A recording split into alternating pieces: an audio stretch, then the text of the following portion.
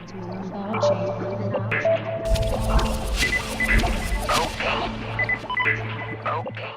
da kann man nicht mal woanders hin. Da haben wir einen Stuhl. Wo ist denn du denn nochmal ein Stuhl? Da haben wir einen Stuhl angezogen. Dann noch ein Ding da geholt. Wo ist denn du denn nochmal ein Ding daher? Ja, aber ein Ding da her. Wo ein Ding daher? Weil du ein Ding sagst, was ist denn du daher? Wo ist denn du denn nochmal nachsehen? Ik dacht van ja, hoe kan ik hun nou plaatsen ook binnen het idioom van de player? En toen zat ik mezelf te bedenken, ja, waarom vind ik dat nou van belang? En die terminologie, hè, zeg maar het effectieve klassicisme wat hun hebben en de conceptuele punk, dus de bepaalde extremiteit die ze daarin doorvoeren, ook hun houding, ook de politiek die daarmee gepaard gaat. Ja, dat is gewoon super interessant.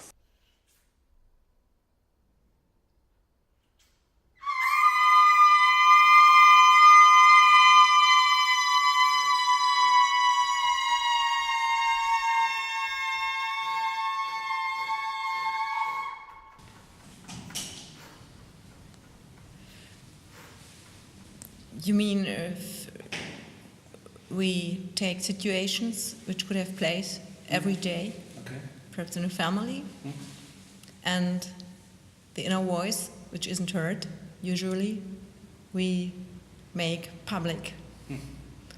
Okay, we didn't think of it while developing the piece, but in general, we are acting with situations and sounds which are, in a way, in between. You know, we don't like to act like this is something I will show you. It's just we waiting for situations where a sound may happen, and then we try to stretch it.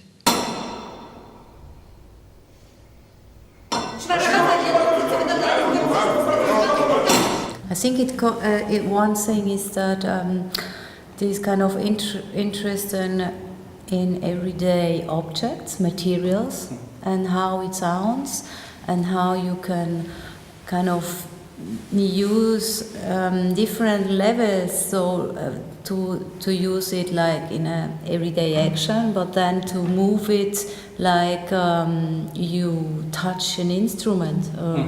And then it can be, on one moment it's more abstract choreography or abstract movement, and then it can switch from one moment to the next to a communicative situation like we had on the table, that becomes for some moments a theatrical situation, and then it can kind of it's kind of a balance between these two, the theatrical situation and the music concert situation.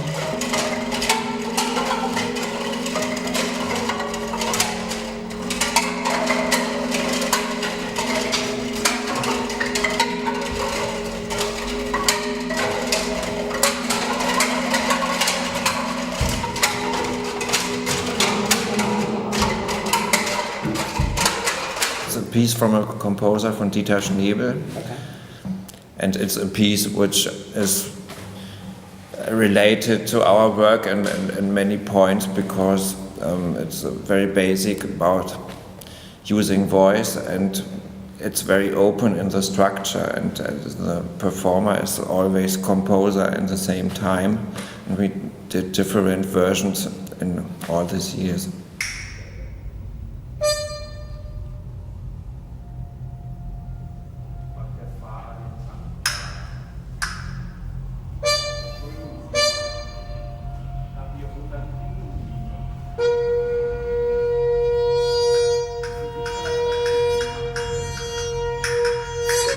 Something to the question before, because I think we very much like to relate to silence in a way that silence is the space.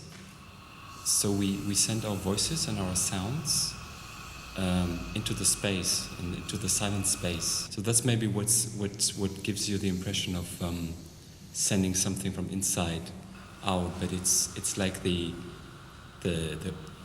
whole, the space where we are right now, or the space which is there all the time, is full of these sounds, and we just let occur these sounds in this space, which gives them some width, some not only a frame, but just some space.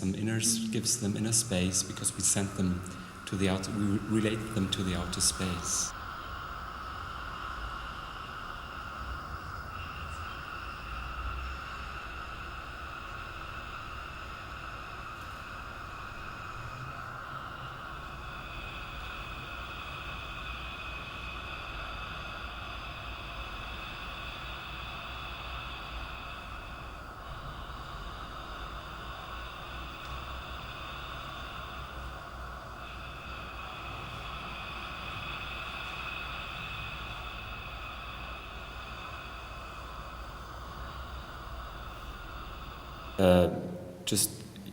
When you start working with a piece, you do like exercises, like just breathing, just larynx sounds, just tongue sounds, just lip sounds. So he's really all this what happens usually together. He's really like deconstructing it or analyzing it, and then you can of course later combine everything. But through this learning process, you really make these differentiations of what's really happening here in this articulation with these articulation organs. And so so the way we work with our voice is of course very much printed by Dieter Schnebel or his work, and of course he's our teacher, and he founded this group also. But on the other hand, it's probably very much John Cage who was influencing us, and the Fluxus movement. There's always this experimental factor also, because this is a special location and a special table which produces special sounds and unique amplification, and we tried very different things. But what can be seen on the scene is maybe something where every spectator can make his own story. I think the item about the punk you mentioned, we never thought in a direct way of it, but I think there is a connection, because as far as I was confronted with, punk is never really complicated. It's in a way pure, and it's in a way not sportive. And I think it concerns our virtuosity. We do like virtuosity, we are practicing a lot, but we don't do it in a very sportive way if we are making art with it. For me, it's disgusting, this way of sportive virtuosity, when the reason for giving a velocity or intensity is just that I'm able to do it. So I think that this might be a familiar thing of our aesthetics and the non-athletic way of punk. So. And it's conceptual, more than a kind of free improvisation. And I think we share a certain way of humor. So quite right.